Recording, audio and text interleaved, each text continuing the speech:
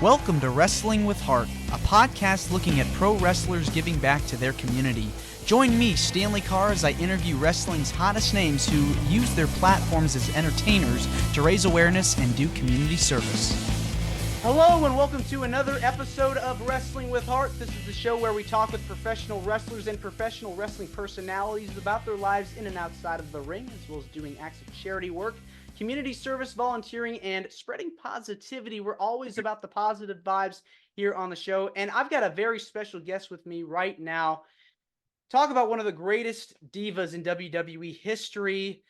Former WWE Women's Champion, former WWE 24/7 Champion, and Playboy cover girl. The one, the only, Candice Michelle has joined the program. Candice, welcome to Wrestling with Heart. Thank you. Thank you for having me. Yes. It's my pleasure. I mean, I got to meet you a few years ago at a wrestling convention in Nashville, and I was just like very happy to meet you, and I'm so happy to get the chance to speak with you today. You're from Milwaukee, Wisconsin, very athletic, playing sports, and I think this is so amazing. I've talked to so many people on the show.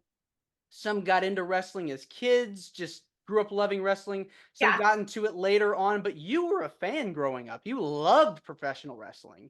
Yeah, loved it. Like, was obsessed. Like, watched it every Monday night. I remember my first live event in Milwaukee at the Bradley Center, and had a Hulk Hogan doll growing up. Like, I hated Barbie dolls. And so when this opportunity came around for me, I know I was hired more like, oh, you're the pretty girl and this and that. But I was like, oh no, like, this is my jam. You guys don't get it. I'm doing this, It's awesome. You were hooked right away, and it's just so cool. Who were like your favorites to watch growing up and idolized? Yeah, well, Hulk Hogan for sure.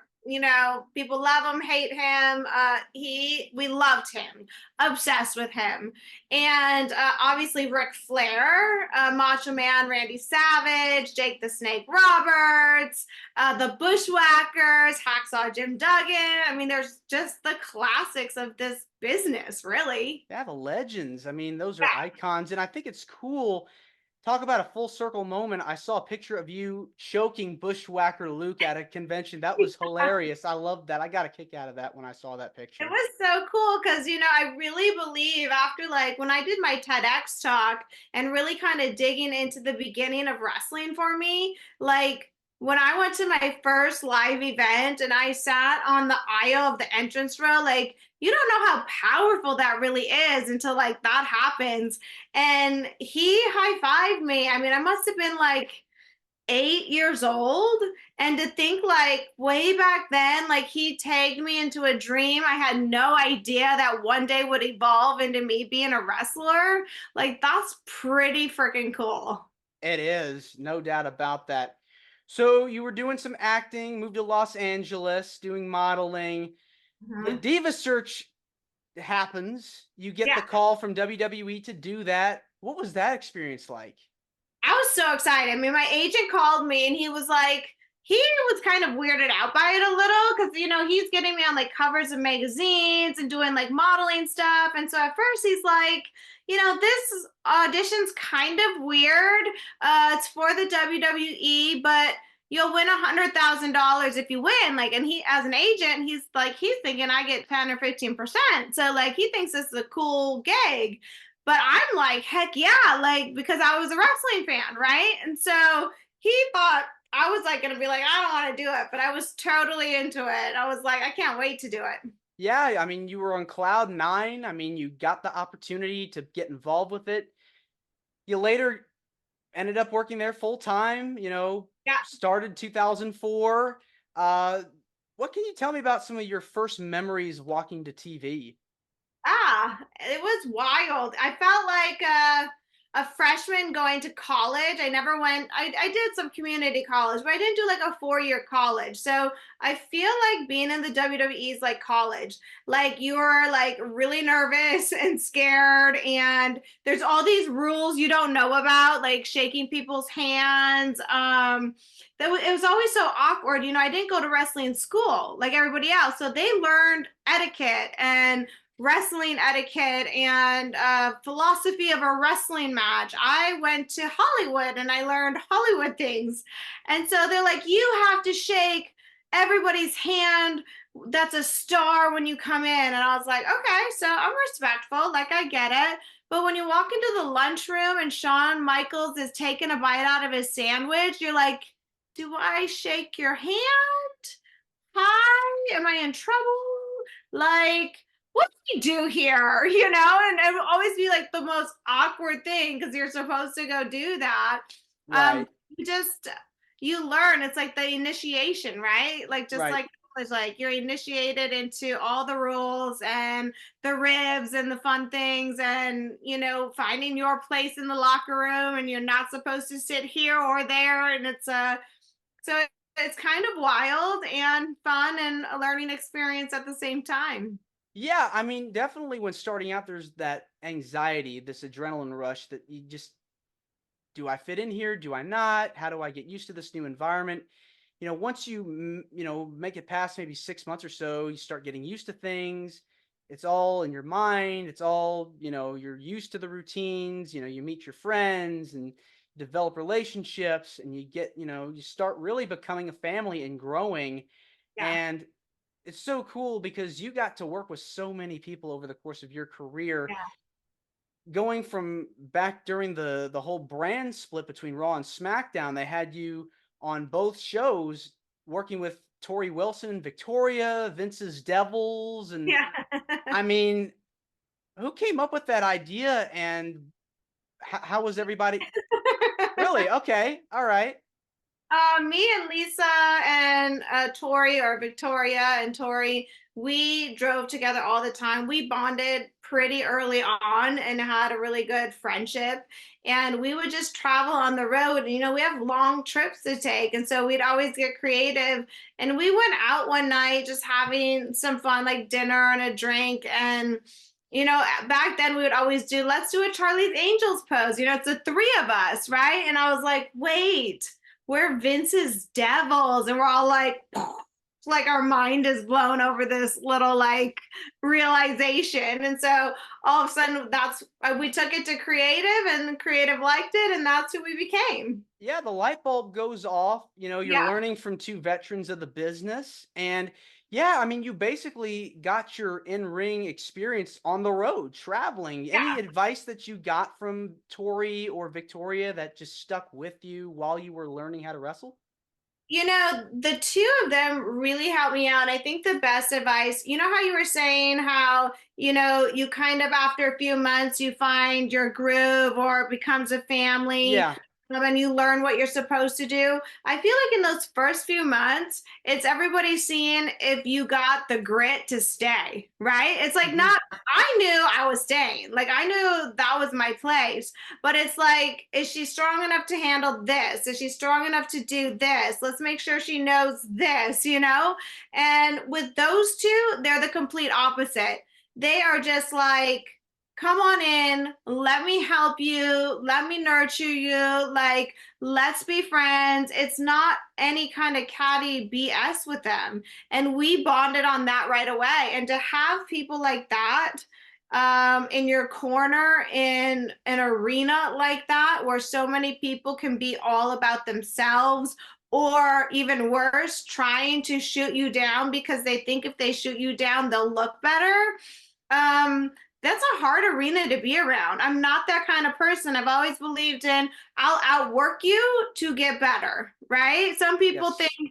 I got to shoot you down to look better. And so I bonded with Lisa and Tori because neither of them are like that. They already know their worth. They know they're great and they know that they're going to just show up, show out, and then they can show off. It's a really great, just to this day, they're my dearest friends. Yeah, I mean, that's what it's about, that camaraderie, those friendships, that really those lifelong relationships that you build in any field really, but especially in wrestling because Yeah. those last for life. Yeah, for sure. And now when you're wrestling, man, you were wrestling so many people, over the course of your career, women like Trish Stratus, Mickey James, the late Ashley Massaro, just so many people. I mean, What was it like being in the ring with those women? You know what I think is really cool, and just as you're naming all of those women, is they're so uniquely different that you get to put together such different storylines because it's naturally different. When I'm in there with somebody like Beth Phoenix, and I get to play that underdog and really just, put over her size and her muscles and her strength. That's a really cool dynamic to have. Same thing if I'm in there with somebody like Torrie Wilson, and we were talking about this recently, because our matches were so different back then with like bra and panty matches Hmm. and Playboy matches. And I was like, those were really hard. Like, we did pave the way because imagine getting a bed in a ring with pillows and wear a gown and a bikini, and somehow you got to do a suplex or a chick kick or something with all this stuff around. Like, we worked so hard to be wrestlers, and we just finally said, we're so proud that we did that because it was our generation. So that was really awesome. And it really was, I think there's something to be said about sex appeal and then the serious, like, competitive spirit, when it comes to professional wrestling. I think there's room for both, Yeah, I you think so know? too. Like, we all knew kind of our role. I mean, we wanted to do a little bit more wrestling, maybe take away some of the things, like a paddle on the pole match. Okay. Like, I'm sure some man in creative created that. But at the end of the day, we really earned our spot. Me going from doing things like that to having the women's championship and these serious matches with Beth Phoenix, it felt even better. I wasn't given 30 minutes to showcase myself. So it's hard to showcase yourself in a 2 or 3 minute match. And when you can learn that and grow to step into that role, is a real achievement in that. It is. I mean, it's really amazing to see the evolution of your character, how it progressed over time. Like you said, you were the hot Yeah. babe on the scene, and then you developed into this competitor, like this real serious Yeah. competitor. I was watching earlier your match against Melina Yeah. for the women's championship. I mean, the crowd erupted when you won the belt. I mean, that was such an emotional moment for you. Tell Yeah. me about the feeling that you got after winning the belt. For me, there's two parts to that. One is all the work I put in to get there. I've been there about 2 years. And what people don't see is that I would get to the arenas an hour or two early when the refs were setting up the rings, and the refs started to teach me moves. When I would go home on my off days, I drive an hour and rent a ring that cost me $3 with broken down chicken coops over here, and I would train in there with some of the indie guys. There was another place that allowed me to come. And so every chance I got, I was putting in the work, be the first to arrive and the last to leave. And slowly as that progressed, bigger names in the industry started to see my dedication, and they would help me out and they give me some tips and some advice, and I listened. I respected that. I know that if there's a legend or a producer, taking some time to help me, I'm listening. I'm not taking this for granted. I'm not too cool for school, and I'm applying whatever they're taking. And the more they saw that, the more they invested in that. So to get to the point where, Vince McMahon or creative and all of them think, wow, she's put in enough work to take this title home. That's a really, really awesome feeling. And so I just enjoyed that. But then I remember telling myself, when you win this title, like, take a moment and a breath and enjoy it, because the second you walk back through that curtain, it's not so enjoyable anymore. You now have a whole locker room of women coming after you, Yeah, right? it's the target And on your back. totally. Then you're starting back at the bottom, like, okay, how do I get better? What's the next move to learn? How do I reinvent myself? How do I do matches against these other women? And so I took that moment in the ring and just really was like, thank you, God, for, like, getting that reward, that little moment to say, yep, keep going. You've wrestled so many people. Who are some of your favorite wrestlers to compete against over the course of your career? I mean, I would say probably my number one was Beth Phoenix. And that was because my abilities got to a different level by the time I was able to wrestle her. It was the first time I remember a match halfway through our storyline of really feeling the crowd behind us. And in Mm-hmm. that moment, I was like, oh, it like clicked for me, of like, that's what we're doing. Where Beth and we weren't designing every move of the match. We were actually going out there listening to the crowd. And that's a very hard learned skill, And so to get to that level, she, by far was a great person to do that dance with. Yeah, I mean, I remember the match that you had with her when, you got hurt, and it was just like it was devastating Yeah. because you were just on such a roll, and but you were able to fight to get back. Were there plans to have you win the title again?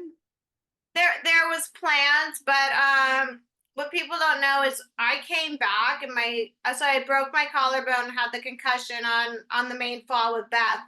And I was so eager to get back that my collarbone was still broken. And somehow I convinced all the doctors that I was fine. I was like, look, I'm fine. I can move. Not a smart choice. And they saw me doing all of that and they're like, okay, she says she's fine. And on my first match back, I did a drop kick and I shattered my collarbone. So Oh then I man. was taken out for 6 months. I had surgery, plates, screws. And then, you're just trying to get back because you don't want to lose that momentum. And you're like, you're in your groove finally. And then I tore two ligaments in my ankle and so I never made it back. And it was just, my journey was, ordained to be switched to have a family. Yeah, and you've got a beautiful family. Thank you. Yeah, you definitely, have continued to fight and help other people get to where they need to be in life. I've watched some of your videos, and I want to talk about some of the stuff that you've done in your community to help other people. Tell me about that. Yeah. Well, I think what I'm doing now is just really important because about 4 years ago, I suffered a severe panic attack. And I've never had anxiety my whole life. And so this was a very weird thing for me. And I tried, I run a chiropractic office and a healing center with my husband. And so I thought, hey, I have a lot of tools for things like this. But it was the one part of our practice that we didn't really have the tools for. And so I tried supplements. I even tried medications because I was getting them every day. It was debilitating for me. And I found spiritual guidance. And what I do now is emotional alignment, but really finding the root cause of where that's coming from instead of having that prescription or that supplement, or they're all band-aids at the end of the day, right?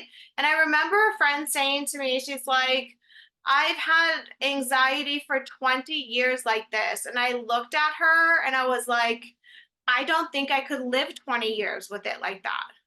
And in that moment, I knew I needed to do anything and everything I could to find more solutions to this. Because even when I would call my doctor, they're like, "Yeah, I'll put you on Prozac." They put me on Prozac, and I felt like a crackhead. Like it was opposite. I was like, that made me lose my mind. I was only on it for 3 days. Now, some people aren't as sensitive as me, but it made me think, hey, if somebody's not sensitive like me, and they're on this medication too long, how is that affecting their body, right? Hmm. And nothing, not to say medication doesn't have a place and a time, but we all know we got to get to that root cause. And for me, it was a lot of things from my past that were being re-triggered. Like my mom died 23 years ago. So I'm my so sorry. husband traveling, thank you, back and forth from LA to Texas was re-triggering that. And I didn't know that. I wasn't thinking that in my head.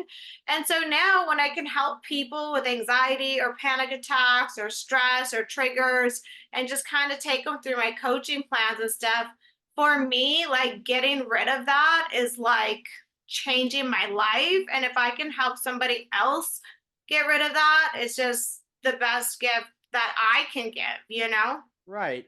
What are some tips that you give to your patients that are going through hard times, going through anxiety? Yeah, I think the best tip really is that there is a reason. It's a gift. So when I first got it, I promise you, it does not feel like a gift. If you've ever had it or had Mhm. a panic attack, it is miserable. It can be debilitating and prevent you from doing the things that you love. And so, really taking that deep dive inside and saying, why is this showing up? And so, when I got certified and kind of created this emotional alignment, I used my intuition to say, to really listen to that again and say, why am I feeling this? Like, what am I overdoing? What's coming up? And I use applied kinesiology, which is muscle testing, to find that. So, like, some people are like, I don't know what's coming up. I didn't know either, you know? And when you can find the root of where that trigger is, then you can heal it and then release it from your body. And for me, there was many. It wasn't Really? just one. So, Really? you know, you think there was one trauma 20 years ago for me, and I thought I healed from that trauma. But things can re-trigger that as you get older, and that's what happened. And I was like, oh, I got to do a lot of healing. It wasn't fun, but it's so rewarding to get through that and then find the gifts that that anxiety gave you. Yeah. What for you, Candace, what are things that you do to relieve some of that stress? Yeah, I do a lot of stuff. I think it's a full-time job for my stress release. I do hot and cold therapy almost daily. I do hot baths with ice baths. So I have our own ice bath at home.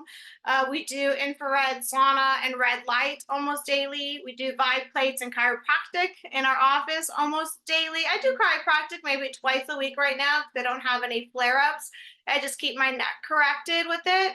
We have biocharger machine in here, so that's working at a cellular level, and that can work on anything from panic attacks to inflammation. I have a vibroacoustic sound bed, and that's another frequency healing at a cellular level. We have hundreds of thousands of cells in our body, and stress or anxiety or any negative emotions vibrate at low frequencies. And once they get there, like the cell kind of collapses, and if you don't reopen it, they can get disease. And that's where inflammation starts and diseases start. Mm, So we use all of these modalities to say, hey, we're going to wake these cells back up because we don't want them to start to get sick or diseased. So we have a lot of modalities. I use vitamin supplements, green shakes every day. Oh, my favorite tip. Okay. mhm. My Yeah, favorite, let's hear it. favorite tip, Let's hear it. a tablespoon of olive oil every morning. Mm. It is the highest in antioxidants. I never get sick. My three kids never get sick. I give it to them too. I call it like shots for grown-ups. You know, when you're young, like you do shots Yeah. of tequila and stuff. When you get to my age, you start doing shots of olive oil. Okay. Oh, those kinds of shots. I Yeah, gotcha. yeah. Yes. But Okay. you know, it's good for your skin, highest in antioxidants. You know, you watch these shows on people that live over 100 and they're going to have some olive oil in their diet. So just really like as I age, I want to age gracefully and keep that mobility in my joints. And that one little thing is so affordable and anybody can do it. Not to mention the exercise too, because that'll Yeah, boost up the stability and the, totally. you know, And hydrate. I believe in yes. really good quality water. We do Kangen water or live water. The kind of water you drink really matters. And so, you know, just hydrating from the inside out, minerals, sea salt, you know, we do a lot, my friend. Yeah, I mean, it seems like it too. It's the process as you're explaining to me of what you do is just very interesting. It's eye-opening too to see what a Yeah. lot of people go through. Well, and it's an alternative health thing and just kind of society knowing that you don't have to go get a prescription for everything that's wrong with you because you know you see somebody get on one prescription, it leads to two, leads to three. Before you know it, they're all causing side effects, and then they haven't even helped whatever they started taking it for. So having the awareness that there are other things out there that can really help heal you, and all kinds of things that you're going through is really what we're trying to have people experience here at this Good Chiropractor House of Healing shop that we opened, Yeah, Yeah. definitely. Yeah, Candace, I gotta ask because we got a few minutes. Do you keep up at all with the current product today, as far as like the current women's wrestling scene? I don't get to watch it regularly. I got to see the second half of WrestleMania. I wanted to see both. Um, but the parts that I can tell you is these women are just incredible. Hmm. I mean, like the level of athleticism, the amount of time they're giving, just everything from their beauty to, how hard they work. It's so impressive. I'm so proud of them.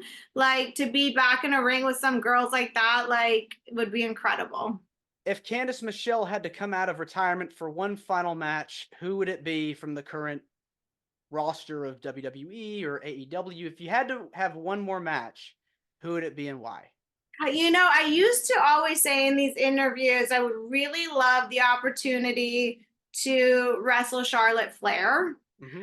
Um, I love her dad and remember her just being a kid when I was there, and to see like the heel she's blossomed into, I think it would be a really great match.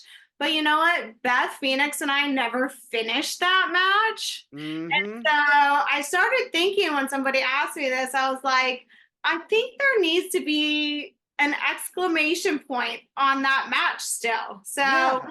Yeah, yeah, give fans that closure, because I think yeah, we had some unfinished business there. A lot of people still totally. remember, the rivalry, and Yeah, we got to get that winner, that finite, some yeah, finality in there. yeah, totally. Put the stamp Exactly. on it.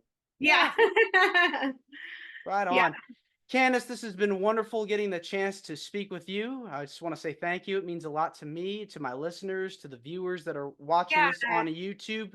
Where can people find more about you on social media? If you have anything you want to plug, yeah, feel free to do so. Yeah, well, thank you also for having me. It was a real pleasure to be here and to chat with you. I'm most frequently on my Instagram, which is Mrs. Candice Michelle. But you can also find me on Facebook, CandiceMichelle.com. And then our company is the Good Chiropractor House of Healing. And we have people flying in from all over the world here. So if you're suffering from something, just know you're not alone. We do virtuals, we do in person. I know for myself, when I was suffering in rock bottom, the best thing ever was for me to find my coach. And like without that, I'm not so sure how I would have survived through that. And so I just want to be that support if anybody needs it. They can book me right on my Instagram. All right, right Yeah. on. Thank you again, Candace, and you're more than welcome to come back. Oh, thank you. You're awesome. I appreciate you, Stan. Of Bye. course. See you Have a good later. one. You too. This is Wrestling with Heart. I hope you found this podcast to be informative and entertaining. If you did, please hit the subscribe button and look out for the next edition.